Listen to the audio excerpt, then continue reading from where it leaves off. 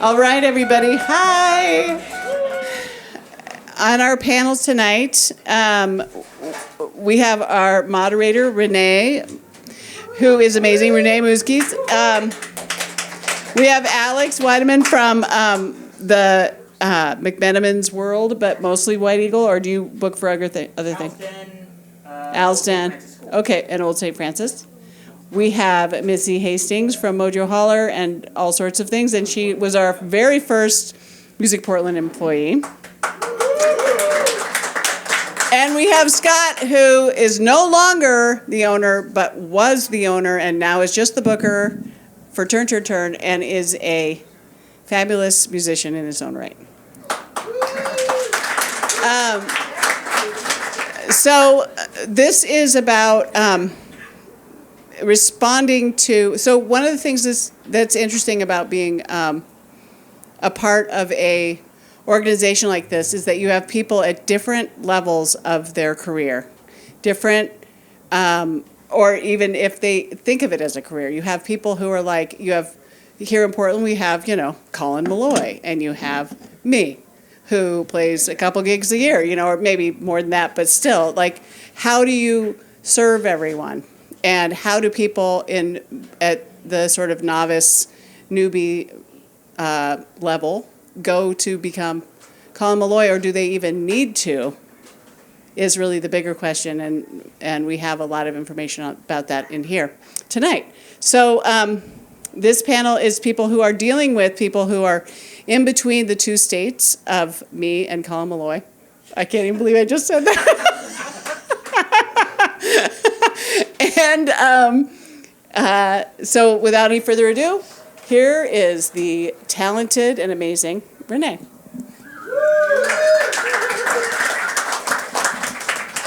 Thanks, everyone. This is an excellent crowd, I have to say, and a lot of new faces. Like, I come to all of these, and wow, I'm excited, and I'd love to talk to more of you later and find out what is why you came tonight if you're first, if you hadn't been here before. Anyway, great, beautiful night. All right, so I just want to get into it. So first I want to ask the panelists here to, well, actually, let me back up for a second. Tonight's topic is booking small venues. So we're looking at basically what bookers are looking for. We want to get a little bit into that.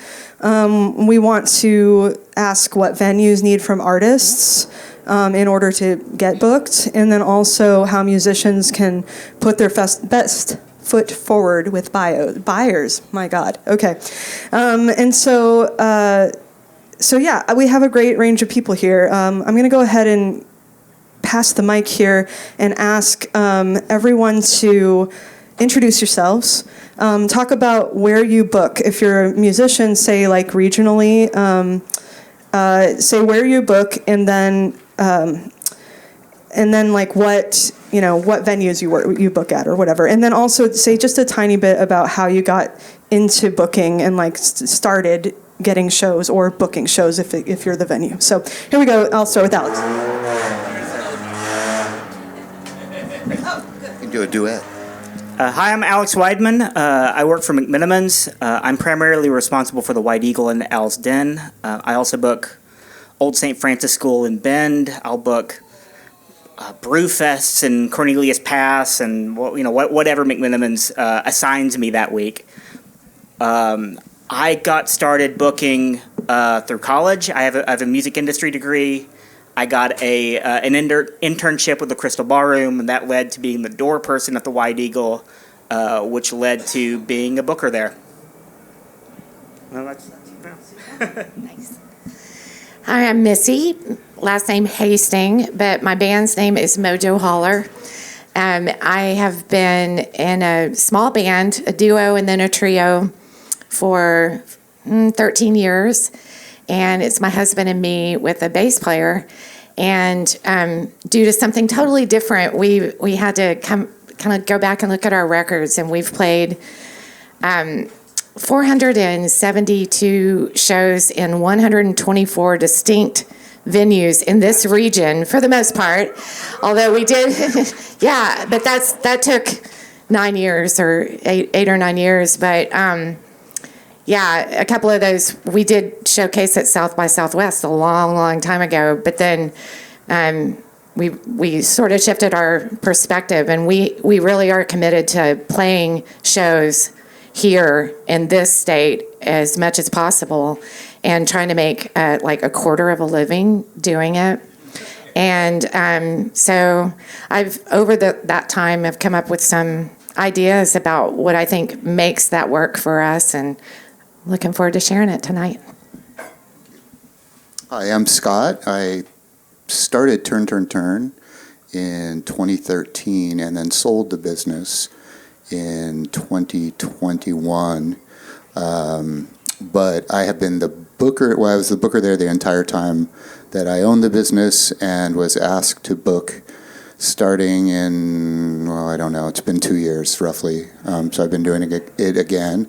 I got into booking, I think, just being a musician, pre-internet, being able to just kind of Google search venues by actually just going to weird spaces and trying to set things up for bands, my own band, friends' bands. So I've kind of been doing that on and off for about 40 years. I think that was the main. I've been a musician all that time as well. So been on both sides of the booking dynamic. So. All right, so I'm Renée Muzquiz. I was the Director of Operations at MusicPortland. I'm still on the Music Policy Council. I have a couple of tribute bands, one major Tomboys, all-femme Bowie tribute, and then also a brand new one that hasn't debuted called Stone Phoneys, and we're like a Dolly Parton, Linda Ronstadt, Emmylou Harris tribute. So I've had, thank you. Thank you. That's a good thing to hear when we haven't had a show yet. And then I'm also a singer-songwriter. But yeah, so I'm kind of all over the place. And so I think I have a kind of a different approach to things than Missi, so I'm going to weigh in a little bit as another artist here. But anyway, so I just want to go ahead and ask everybody. This is kind of a question that can be answered from both sides, so I'm going to kind of ask everyone to chime in. So basically, I want to ask, what do artists and bands need to know for you to consider booking them? So tools, outreach etiquette, etc. If you're the artist, then please just answer with what are some things that you have done? What's your sort of approach? So whoever wants to chime in first, I guess. I think it's a little bit different for every venue. Obviously, bigger venues probably have certain requirements around, you being able to demonstrate how well-known you are, how many people you can get through the door. I've had the luxury of booking a very, very small venue, which I think has always prided itself on being a stage for newer, lesser-known, in some cases completely unknown bands. But as somebody who gets, I don't know how many emails a day by bands looking to book, there are certain things it's nice to get. One, I think, is your name or the name of your band. It's kind of amazing how many people are just like, hey, this is Dave.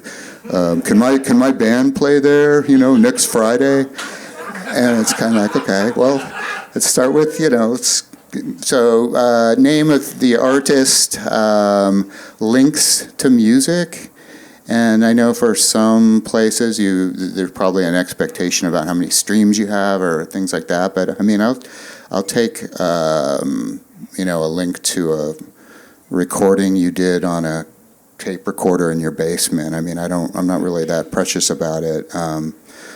But those are two pretty big factors. There are other things you're looking for just to establish people are serious. Like, have they actually looked at the website of your venue? Because if they have, most of the questions that they might have for me about booking can actually be answered just by clicking on the little tab that says booking.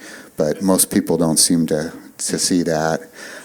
So But yeah, I think really just kind of establishing who you know, letting me know who you are, what you're interested in, when you want to play, you know, kind of your vision for the type of event you want to put on. I think those are all basic things. I'm mainly looking for bands that demonstrate that they have professional-looking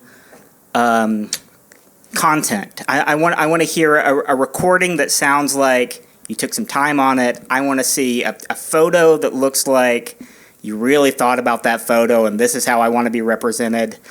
But beyond that email, that first email to me needs to include data. I want to know I have this many Instagram followers. I have this many listeners on Spotify. Last week I played the Laurel Thirst and 50 people came on a $10 ticket, and the week before that I played, you know, wherever it was, and I drew this many people on this price ticket. You know, I'm looking for that information that tells me this is how many people are going to show up if I book this band, and also this band can provide materials for me that I can use to make professional-looking marketing from. You know, I want to see that pro photo so that when I put it on the White Eagles Instagram page, for lack of a better way to talk about it, I don't want to be embarrassed of it, right? Like, send me those professional-looking materials. Yeah, and to add to that, I would say I think part of what you're saying here is that bookers are very busy people, and so are musicians. But if you're yourself booking, then you ought to have a one sheet with all that data on it. Yes. And we can talk about that a little bit more if you want to. You should have a one sheet ready. You should have those materials in one folder for yourself so that any booker that wants it, like, you have that ready in one place, and that you don't have to waste your time going looking everywhere for it. You don't have to waste their time by having them ask for it. So those things are, you know, make sure that you're like giving them nothing that they have to look for, right? So Yeah, exactly right. Yeah. Don't make me go hunting. Exactly. And what about Missi? Like, what's kind of what do you do? What do you use to book yourself? When I'm talking to Alex, I have my shit together. One of the very first gigs that we ever tried to get in like a real venue was with you, and Alex was really great with me. That was like well over 10 years ago. You were like 12 years old, and he wrote me back. He said, as long as you can bring 80, fine, Missi, I can put you in there in a month. And I was like, 80? What exactly? I mean, who in Portland can pull 80 people? And that was the first of a whole lot of education for me because the way I look at it is every person that I'm asking, and this is the way I do it, and it's different for everybody, but if I'm asking Scott, I want to know who he is and what the vibe is there and what he wants. And I want to know what Alex wants. And they're very different, like very different. And I kind of, like, we've evolved as a band. And so it gets a little easier as you get fans, because that's the whole point. Like, how can I bring people to a place that they will like it, the people will like it, the venue will like us, and we will keep the venue's customers there, and we'll keep my customers, my people that I'm bringing in there. And so it's kind of like, I used to send out like blanket emails to 100 venues, and I would get really upset, like super, super hurt feelings. And when I talk to other bands, but I've never met anybody that got mad about, well, okay, I've met men that get mad when somebody says no. Sorry. But like, for the most part, people don't get mad and hurt over a no, but it's really hard when you get nothing. And so I kind of just got to a place a couple of years into it, because John and I were trying to make a little bit of money. I mean, we really wanted to dedicate our lives to live performance. That's what we do. We like to write music, but we like to perform. And we're entertaining, and we're good, and we rehearse every week. So what I tried to do after that was figure out the places I wanted to play based on the bands that were playing there, and then get to know the venue, and then pare it down.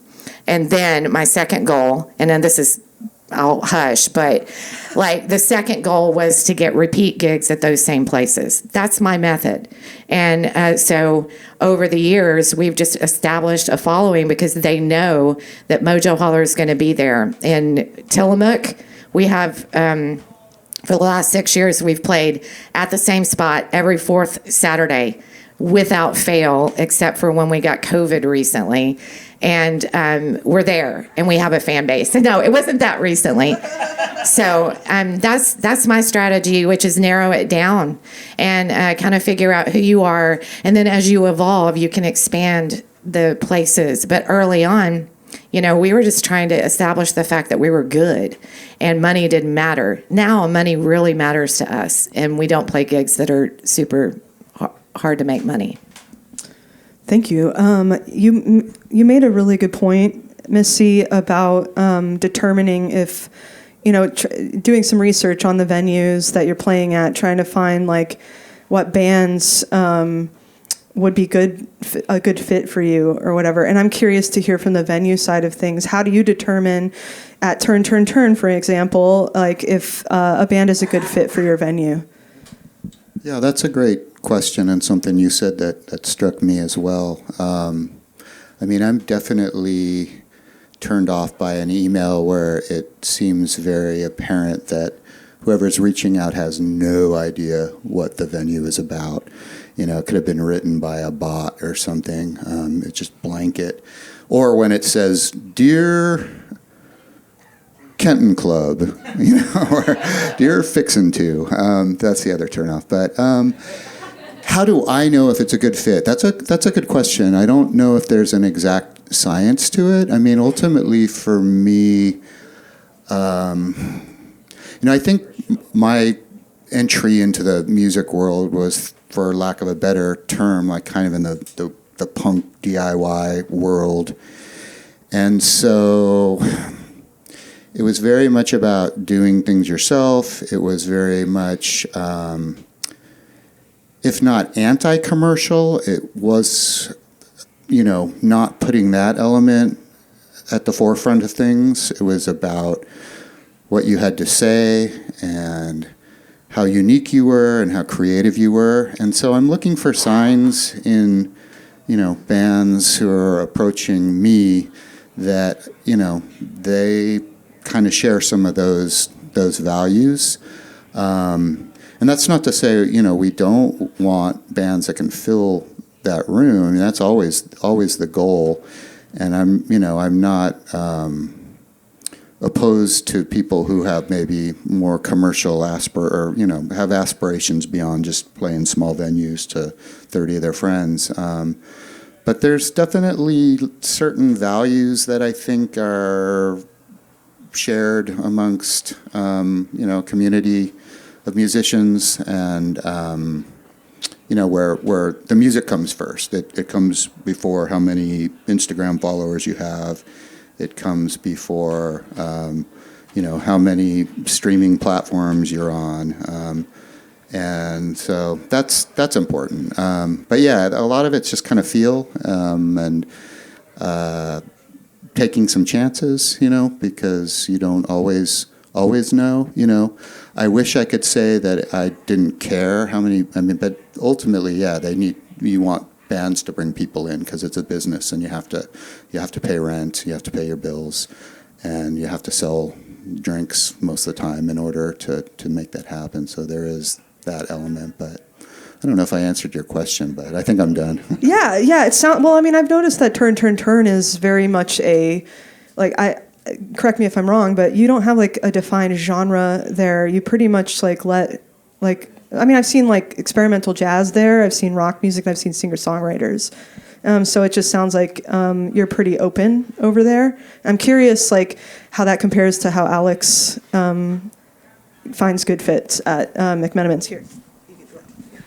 Well, so of course I'm McMenamins. So if you're a Grateful Dead tribute act, you're in. It's easy. But beyond that, it's it's much less about. It's not about genre. It's not about like what your sound is. It's much more about your attitude. How like. If I have a good feeling when I'm talking to you, and I know that's a hard thing to quantify, but like if I'm having this email conversation with you, and I'm like, okay, this person sounds like they're for real. This is comfortable. They know the right terms. They know what they're talking about, and they feel confident they're going to make money with the deal that I'm offering. Then you're the right fit. I don't care if you're a metal band. I don't care if you're a hip hop act. I don't care if you're. I'm sorry to be crude, but I don't care if you're going to go on stage and make fart noises for 3 hours. If you have 100 people that are excited to see you do that, then you're the right fit for the venue, and I'm excited to work with you. I'm going to add from another artist's perspective. Here. So finding the right fit is especially important.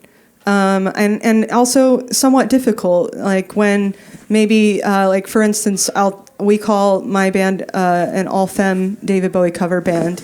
We're all women, and not only that, or all-femme, I'm a she, they pronouns. And then we also have a very queer approach, our audience. We played like Rose City Rollers and a lot of Pride events and stuff. So I get most excited as a musician, like playing events that really fit for our band. So like there is a whole, like, I don't know if y'all are familiar with like the J-Fell cover bands, right? So, and there's like a whole like, he's got like a whole bunch of bands under him. And those are very like hairfest forward, like classic rock type of things. I don't think we fit in that because we have like a little bit more of like a bit of a punk rockish sort of vibe. I'm not trying to look like Bowie. We dress up and have fun.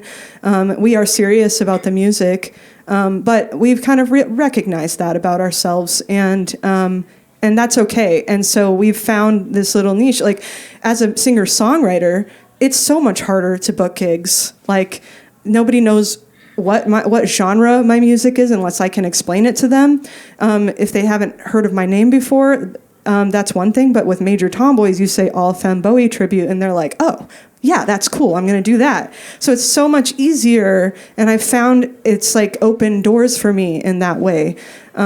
So like I never thought that tribute bands would be a thing for me. Like I never thought that's something I would care about.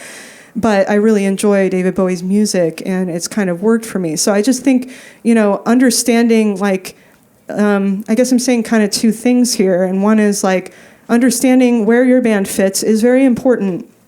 I don't necessarily think you have to be the same genre on a bill with other people, depending on which venue. Some venues really are pretty strict about the genre. Some are not, as we know. But also, like with singer-songwriter stuff, like people can sometimes be really, they'll have trouble explaining their genre, for instance. And if you can't explain your genre, you can't somehow describe the essence or have good recordings that show those things, then it's going to be harder for a booker to want to book you. It's going to be harder for you to sell tickets to somebody you don't know. So just thinking about that, a little bit of that perspective on booking as well. Let's see. I want to ask, let's see, what's next? I want to ask, in that vein, sort of, what do you expect from artists, as bookers, I'll ask one of you guys, what do you expect from artists in terms of promotion? I expect you to do most of it. I expect any promotion that happens for the show to be directed by you. If you're coming to me and saying, well, the venue should have a built-in audience and should be promoting my show and filling their socials with information about my show, you're the wrong fit. You should be promoting yourself. The ticket sales should be a direct result of the work that you've done.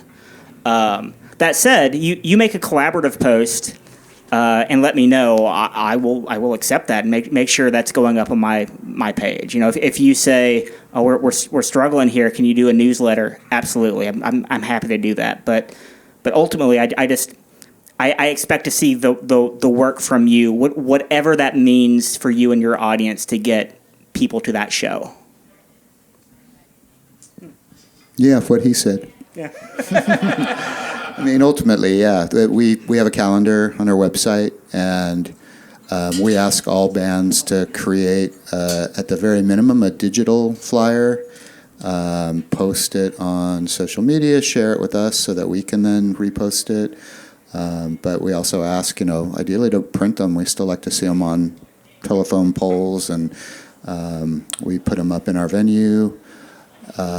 We don't have a built-in audience. People don't just show up because the programming we do is very eclectic, I suppose, for lack of a better term. We really, really count on the bands to promote it and to get people out, because, we send out a weekly email blast, but, I don't know how many people actually open that, so I think the bands are their own best source of marketing. So. I also, for example, a little plug, we're going to play McMenamins Grand Lodge on Saturday night this week. And one of the things that I think is true for everybody is that the more often you play, the more marketing. Even if you're presenting yourself, which my band presents itself as a real DIY, we are folk and folk in spirit.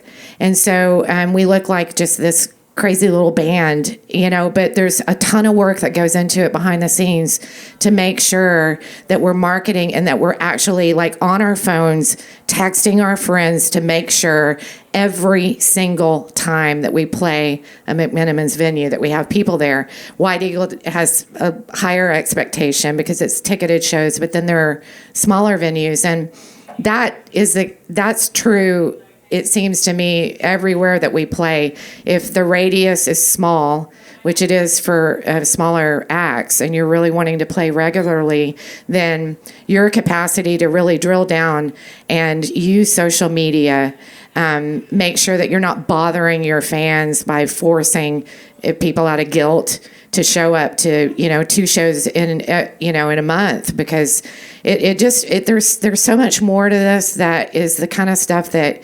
But it really is fulfilling when you do it right, and you're respecting everybody that's involved, your musicians, the band, the bar or restaurant or winery or venue that you're walking into, which I hope at some point we can talk about etiquette, because I feel that it's the capacity for me to come back and play there again is where we can lose it one time by being jerks when we come in there, or just not being nice. So maybe we can all talk about that. I'd love to hear horror stories. Oh, we'll get there. You said etiquette, but also I'm thinking about, based on the answers I'm hearing here, I want to get into why a little bit. So, Alex, you were saying you expect them to do the bulk of the promotion, and I know a lot of artists are like, well, what's the venue doing, And that's I think that's a fair question, actually. However, let's just think this through for a second. And this is something I've encountered a lot with major Tomboys is, for instance, and I'll even talk about Spanish Ballroom. Spanish Ballroom has asked us to play a few times. It's in Tacoma, and it's like a 700 seat venue. We can't fill a 700 seat venue, and I've been very honest about that. Our average poll is like 150 to 200, which is not bad, but not 700. Okay, so and there's a lot of fees that the venue has to pay to get their employees paid to come in and do the work there, and then also the artist has to get paid too. And how does that happen? It doesn't happen if you pull 50 people and you play at a 700 seat venue. So just keep that in mind. If you're like, we need to get in a huge venue, and you're not there yet, like you can't fill in a 200-person venue, then don't try to get in that venue because you're not going to make any money. And unfortunately, that's the way things are. Rising costs for venues right now. Costs are going up for everybody, and you have to understand as an artist that, and you have to understand as a venue too, both of you guys are trying to make money. It is a business deal. So everybody has to pull their weight. And so just be realistic about, like, don't move on to a bigger venue until you can fill that smaller venue. So just the thought I had when I was thinking about pulling your weight with promotion. And man, it is hard too. I gotta say, like, I have 6 people in my band for Major Tomboys, and it can be like pulling teeth getting them to just share posts sometimes, and I think coming up with like a set promotion plan is a good idea that you do for every single show, and putting those expectations up front for your band members too is important. So I'm getting kind of a little more nitty gritty here, but I just, when you start to think about like venues also, I mean, the thing I was thinking about, and correct me if I'm wrong, Alex, you have been nodding a little bit, but venues are promoting shows every single night.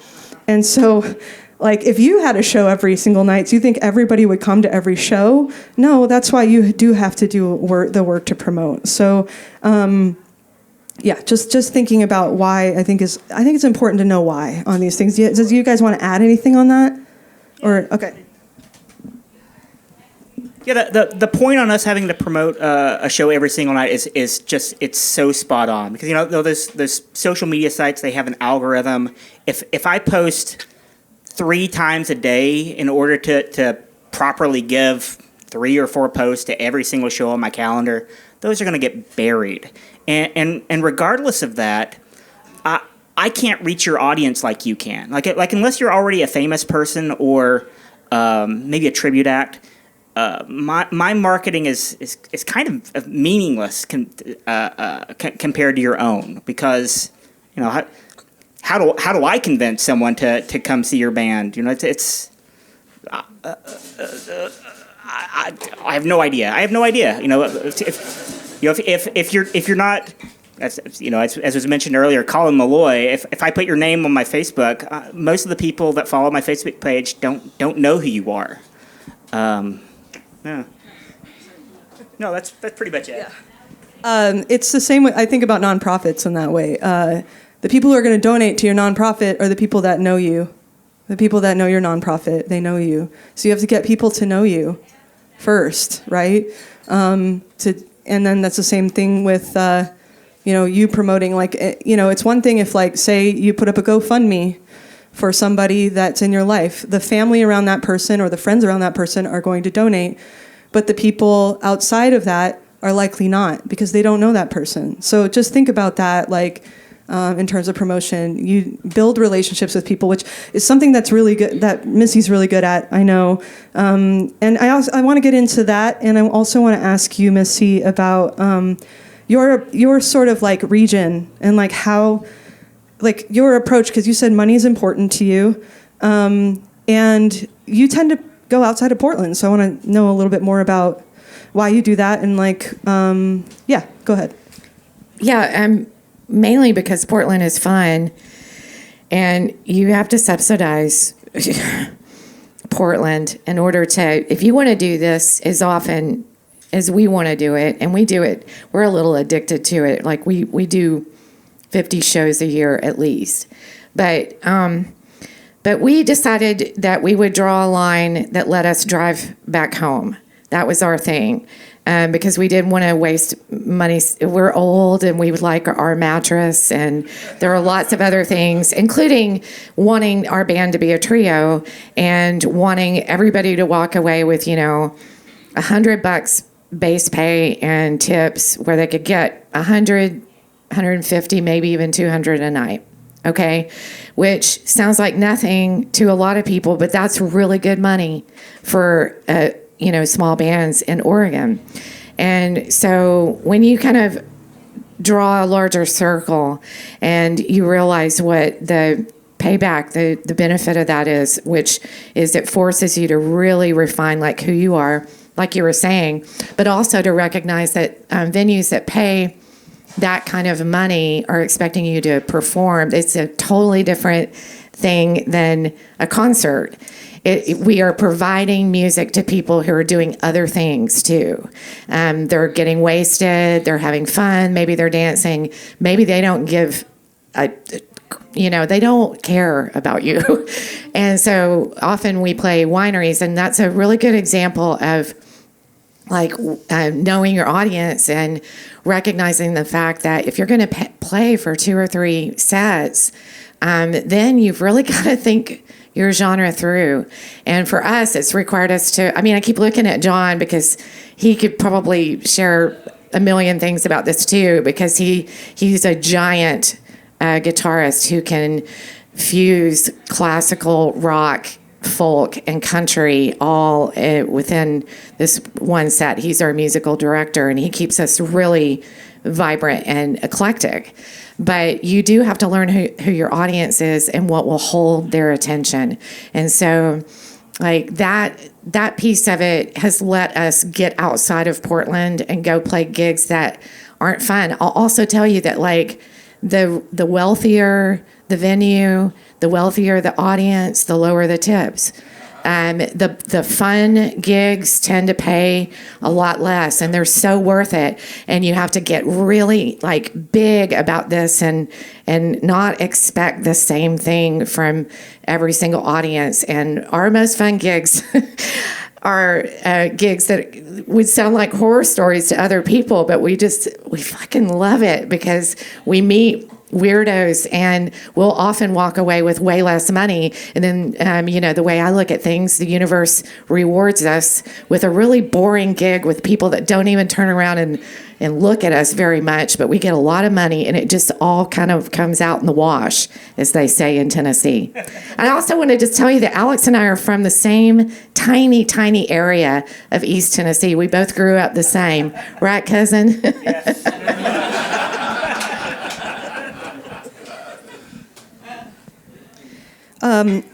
I want to talk a little bit more. I keep talking a little more to Missi, but I do want to say a little bit more about that. You mentioned that venues you make a little bit less money, and then there's also gigs that might not be as fun, but they're a guarantee. You said something before, we were talking before about not trying to be famous. And I want to know a little bit more about what you mean by that and how you can maybe just still make a living, Yeah. That's my mantra. I dropped that little tidbit that we showcased at South by Southwest. And when I think about that, it makes me get teary now, because we thought we did our first album. It was awesome. And we showcased there. And it was not at all what I expected would happen to us after that. It was a real letdown to think that we were special and realize that they can call us special all the time. And we might never get on a label. We might not ever be willing to do what a label wanted us to do to get on a label. And when we stopped trying to be famous, which is an active thing that you do when you're trying to be famous, it's a way of acting, it's a way of being, it's a way of talking to people, it's a way of not talking to people. And I'm a country person. And when we stopped trying to be famous, we became happy. And then we decided we want to do this every weekend. We want our sound system to be, we'll invest a whole bunch of money in a sound system that'll take us 6 years to pay off. But it ends up creating the opportunity for us to do what we love. And to me, the funny irony about that is we are kind of famous in this tiny, tiny little section of Tillamook, or out in McMinnville, they show up and they love us, and it's this group of 30 or 40 people. But for me, that it's a love story, and I'm seriously, I get kind of emotional about it. But I do think that that's something that might inspire you if you've got a band and you love this. Just shift your focus, and don't worry so much about whether Willamette Week thinks you're great. You need 25 people to think you're great. Right now. So I have to add that Yahat's Pride this year was my favorite gig for Major Tomboys. We played in the Commons there, and there were actually 200 people there, okay? But that's like the whole town. Because, like, we got up in the morning to just get coffee and bum around until, we had to start getting ready. And we would talk to, like, the record store owner, and they'd be like, oh, yeah, we're going tonight, oh, you guys are Major Tomboys, like the cafe. They were like, oh, yeah, I'm cooking there tonight. And then, like, the next day after we played, my bass player went to the Drift Inn, the like main restaurant there, and Bowie was playing in the restaurant, and she texted me about it, and I said, I bet you they went to the show last night, and she texted me back, they went, yeah. So like the entire town went. It was so beautiful, and I can't wait to go back. And they've already asked us back before, and it's been so fun, and that can be so much more fun, I have to say, than like. I've got a show this Friday at Swan Dive. If y'all want to come, tickets aren't selling very well, and pushing that sometimes can be a lot. And like hitting up your friends over and over again to say, you don't want to hit up your friends over and over again. You want to build your fan base, and you want to I think promoting is hard, and so if you're not doing the in between promoting and building your fan base. You're going to keep hitting up your friends, and it's not going to grow, and it's going to be really tiring, and you're going to burn out. So I agree we're actually thinking about shifting our perspective a little bit as well, and getting some more like guarantee gigs where we don't have to we still have to promote, but we don't have to just hit up the same people all the time, So just something to think about. But I do want to ask and get everybody's input on this one, because Missi did bring this up, and it was a question of mine. But what is the most without naming names, what's the worst gig experience you've had? So, for venues, what's the worst show that happened at your venue, or maybe a nightmare booking situation? You can kind of take it how you want to, if you can think about it. So, anyone have one already? You got it? I once booked a very famous rapper who made a point of telling everyone that came to the show, that worked the show, that it was okay to say the N-word as long as you were singing along with him. He then had me rent him a living room suite worth of furniture, which he did not utilize, and I had to hang out in the venue till 4 a.m. till he was ready to, leave the premises so I could send his unused furniture back. So that may be the worst I ever dealt with at a much larger venue. As far as what White Eagle is concerned, though, everyone's awesome. I've never really had a horror story at a small venue. Definitely stories where I didn't make money, or the artist was rude to the bartender and that kind of thing, but nothing that was really egregious, I guess. The famouser they've gotten, though, the more misbehaved they often get. Who else? He's got a few. Yeah, I mean, I definitely have. There's been some strange things that have happened in those four walls. I don't know how many I can recount in vivid detail, and some I wasn't there for, fortunately. But yeah, I think it's generally just if the general bad, unpleasant show is one where the artists are just kind of jerks to the people working there, and it's one thing when nobody shows up and you lose money on the night. It's another when it's just bad all the way around. The music's uninspired and the people are not particularly nice people. And that is very, very, very rare. I mean, not that nobody shows up. That happens more often than, anybody wants to admit. But often there's an amazing band. I mean, if I see somebody that just blows my mind and there's 12 people there, I'm bummed that there are only 12 people there because I'm like, God, I wish more people had seen this. But I still consider that a great show. But yeah, when it's just kind of, you know what an unpleasant night is like in a venue. I mean, there's a lot of things that can kind of account for that. I think, Missi, you're holding back. Do you have a story? I only have 3. No, I'm just kidding. No, I want to tell it was a horrific gig that we had for many, many years. I won't say where. We don't play there anymore, but it was a regular place for us, and the bartender regularly would put like this penis head over his entire face that had like a hole in the top, and he was just really over the top and sexist, and just there are so many stories about that place. But one night, it was a New Year's Eve gig, and so we were going to play late, and in walks this extremely famous drummer from Seattle, and I won't tell you who. And he came in with a group of people that was clear that they were partying and that cocaine was involved. And he had the biggest case of pink eye. Like, it was just like one eye was very, very swollen and pink and bad. And he walks over to me, and I'm the percussionist for our band. And at the time I was playing like this small wooden drum, and he like touches the drum. He walks over, he's like, wow. And he touches the drum, and he's like, can I touch your drum? And I was like, all night long, take it.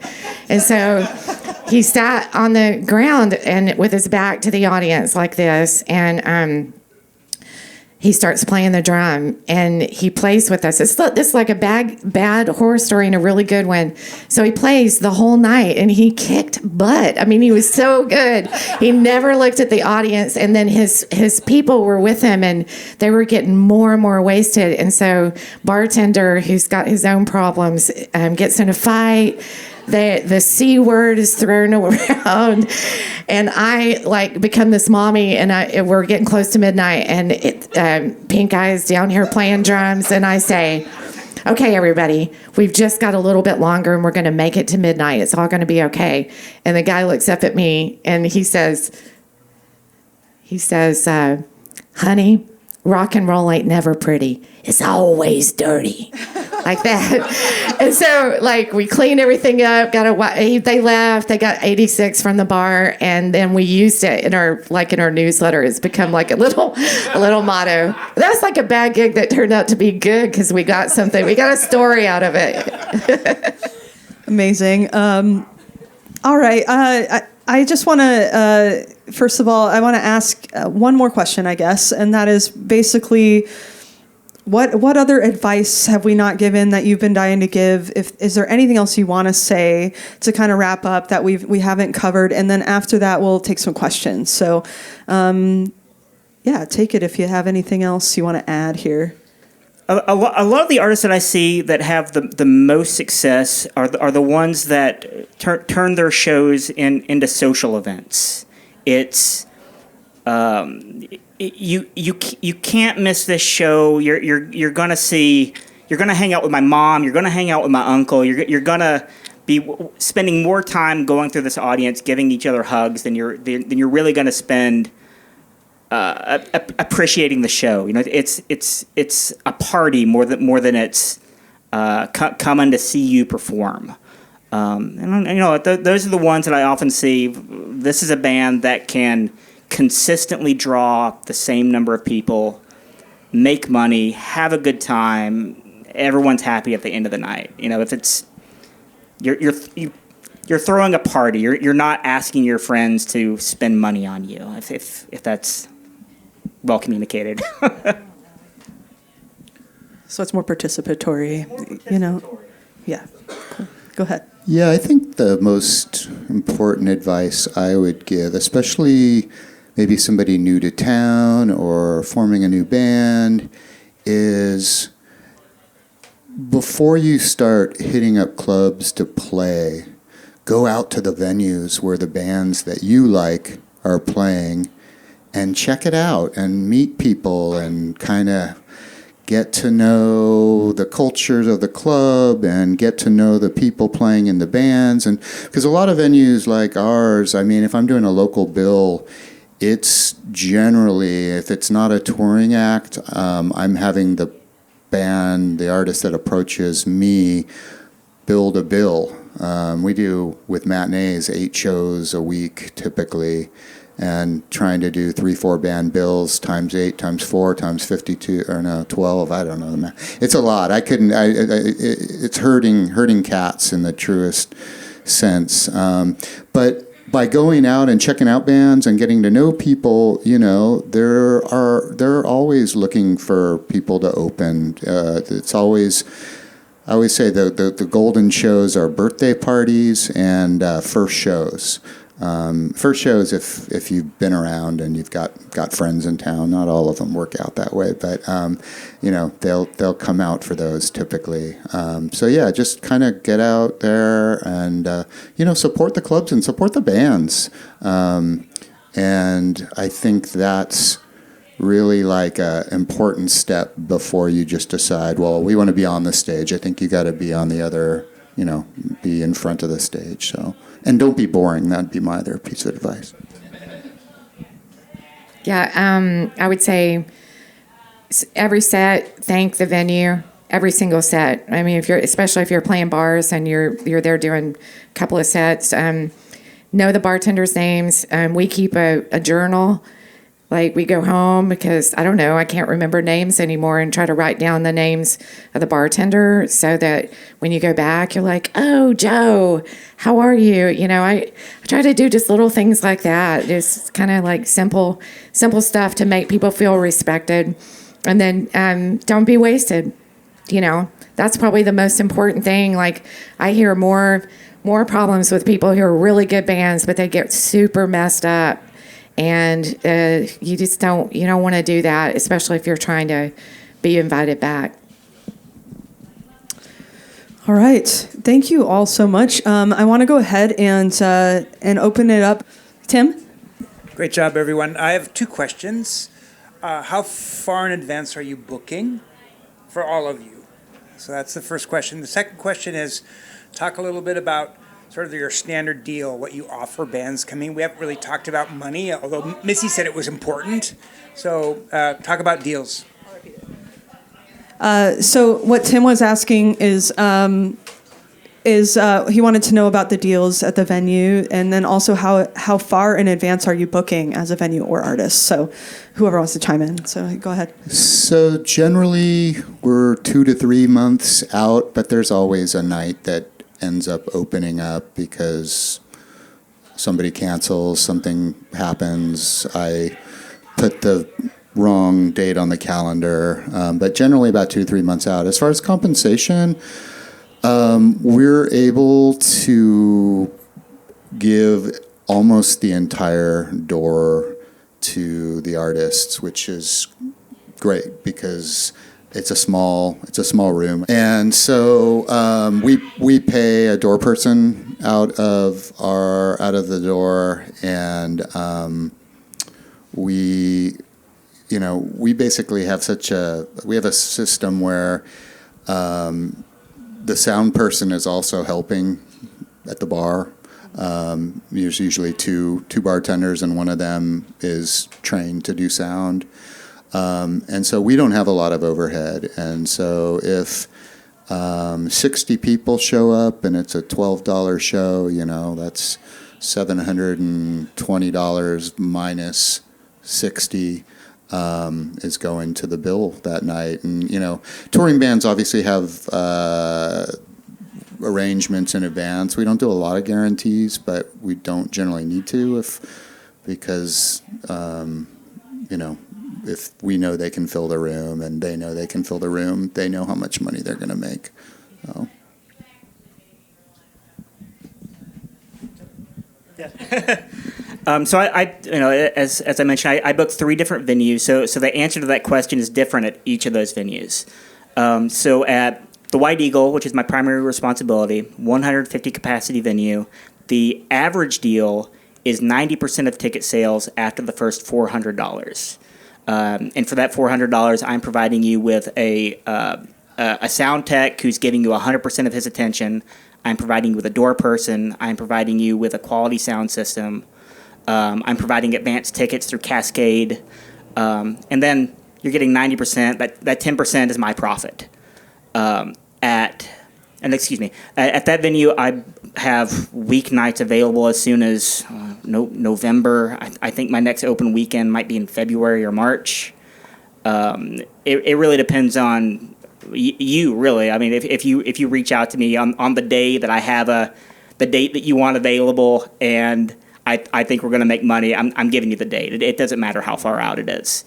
Owl's Den is pretty similar. It's 90 capacity. I offer a very variable deal. It could be anything from 100% after the first $40 to 90% after the first $500. It really depends on, do you need my sound tech? How many drink tickets do you need?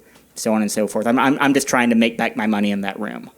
And again, that one books, I think my next weekend is in January. My next weekday is maybe not even till February at this point.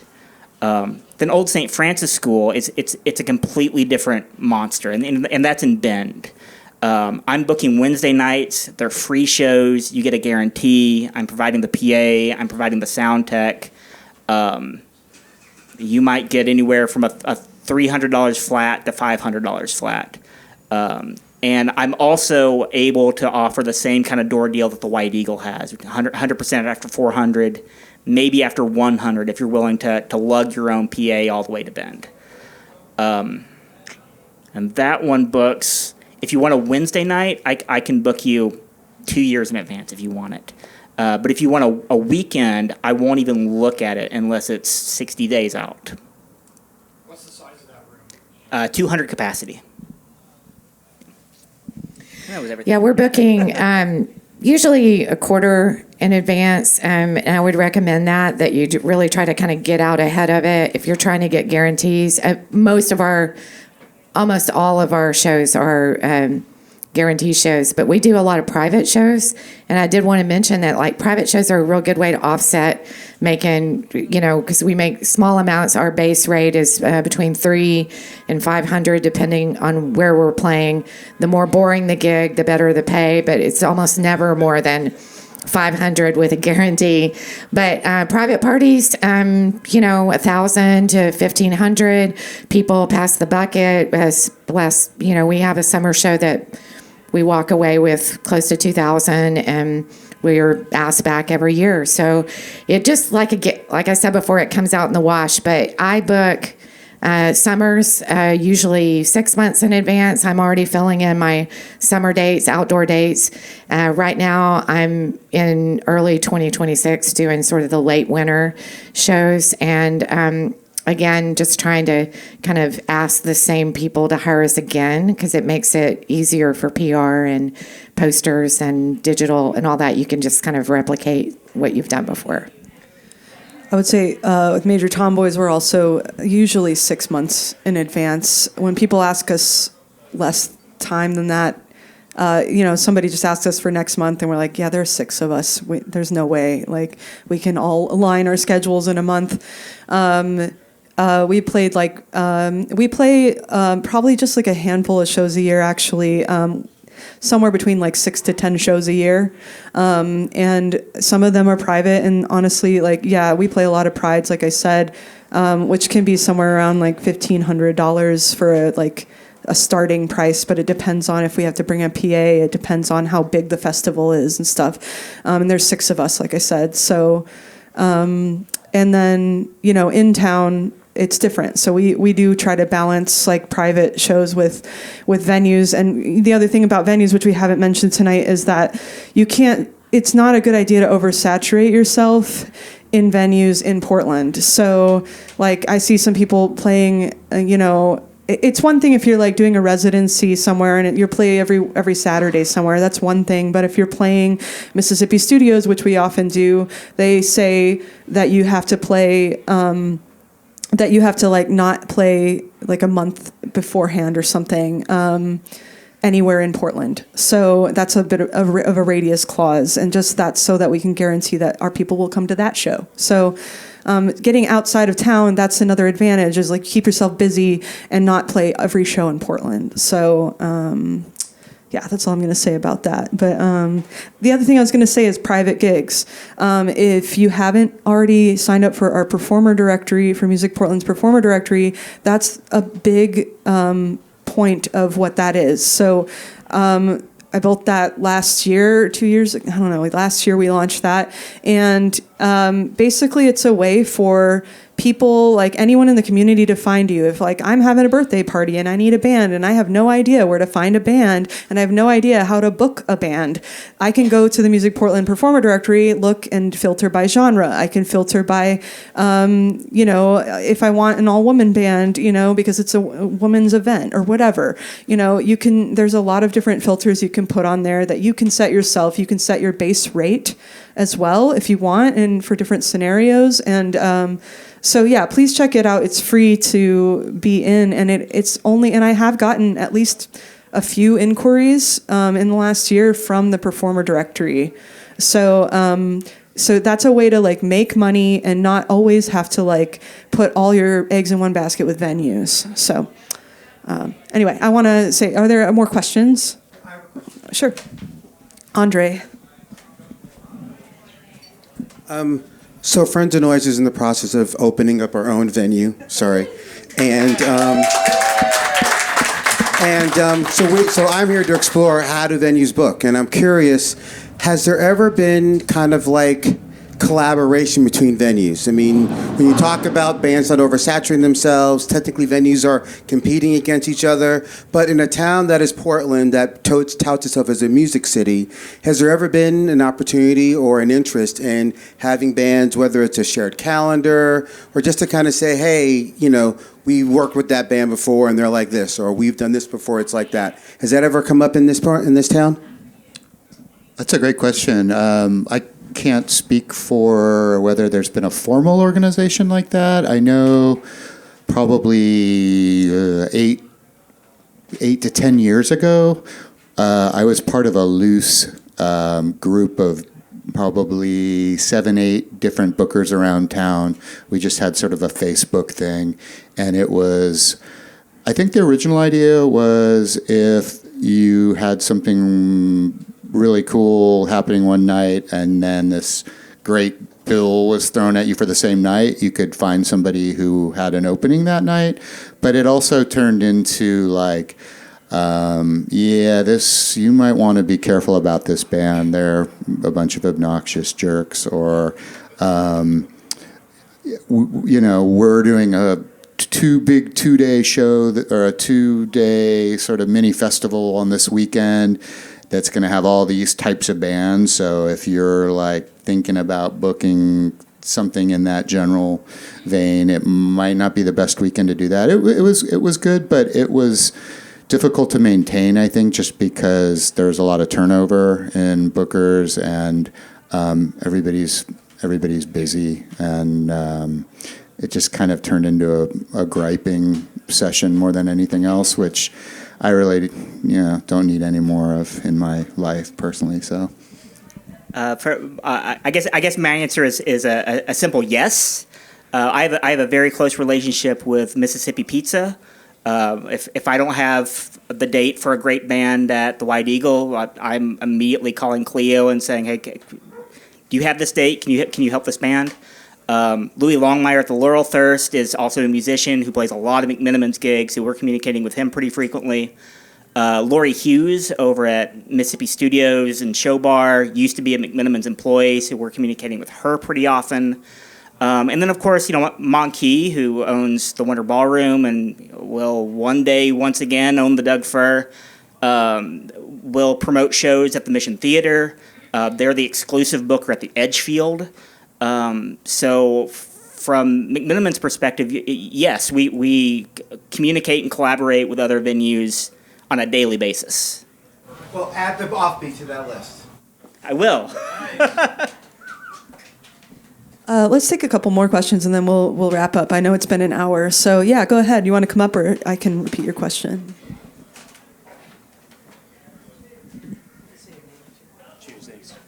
All right, cool. Hey, my name is Joe.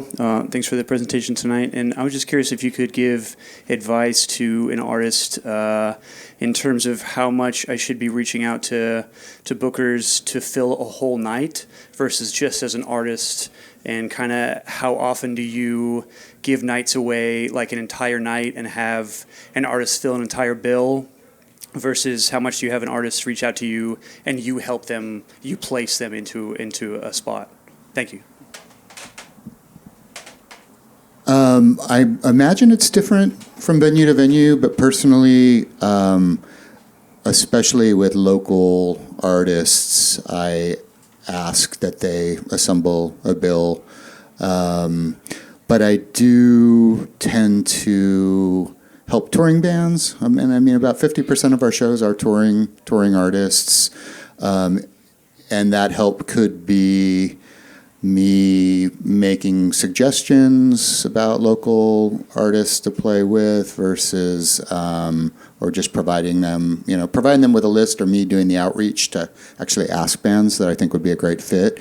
So like for if you were a newer artist, I wouldn't necessarily have you on my radar to place you on one of those bills. I would probably suggest that you assemble a bill, and if you were to come back with, well, I don't really know a lot of people, and I can always be on the lookout for a slot to fit you into. But probably my honest response would be, well, I get out there and meet some people and check out some bands, and then when you've established some of the, because sadly, I think when I have an artist who can't find a band to play with them on a show, it doesn't fill me with a lot of hope that they're going to find people to come out and see them. So, I'm not going to add you to an opening slot. I'm not going to build a bill for you. It's if I have a national act that is asking me to book the opening band, the band that I'm reaching out to is the more famous act that I've been looking for an opportunity to get into my room, or they're the band that has headlined for me before and sold out the room. That's always my opportunity to put my best foot forward to an agent, to a manager. So if you're coming to me and you're unknown, you've never played for me before, you should be building the bill.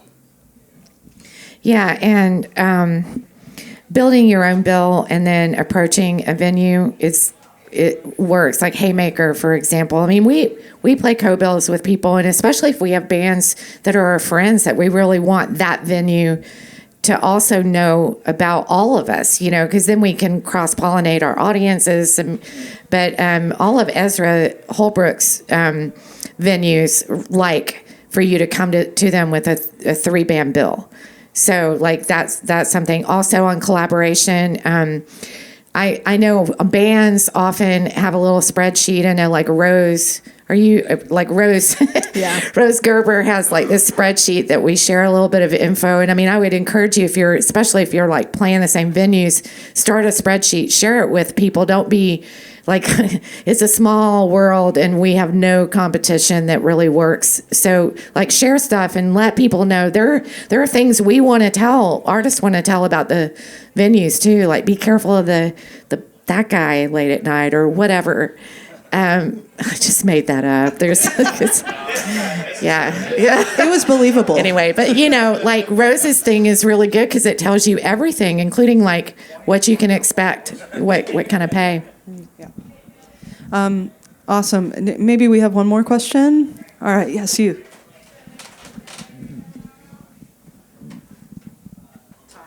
Hi, I'm Ty. My question is, how do venues feel about someone bringing their own sound tech and/or PA? I feel like that's a very hot button sort of question.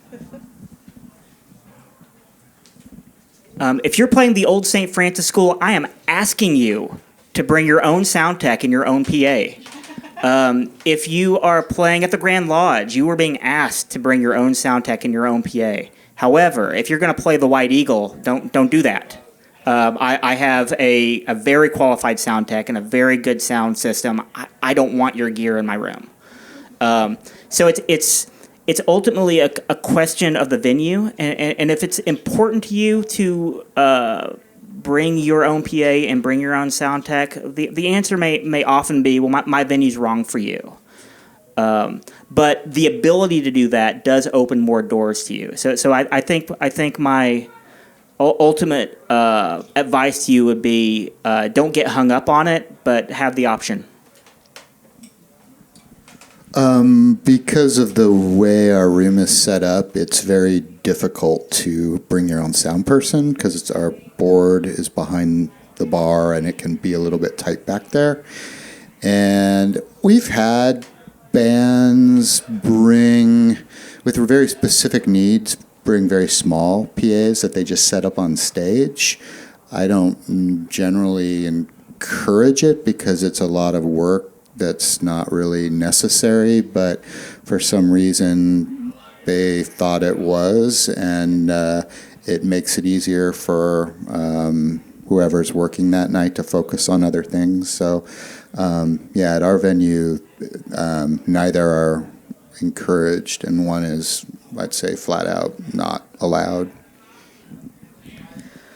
Thank you all for sitting here with us tonight. I hope you hang out for the rest of the night. We're here till 9. Thank you, Alex. Thank you, Missi. Thank you, Scott. Please give them a round of applause. And thanks, Stephen, behind the camera over here too. Frank has something. What's up? Speaking of small venues, the Leisure that you are at here right now, North Portland, they are fantastic people that really want to host comedy, music. So please, talk to the folks that are here because this neighborhood would love to have you guys play here. So thank you so much to Leisure. Outside. They do inside, but it's pretty cramped, as Renee and I can both attest to.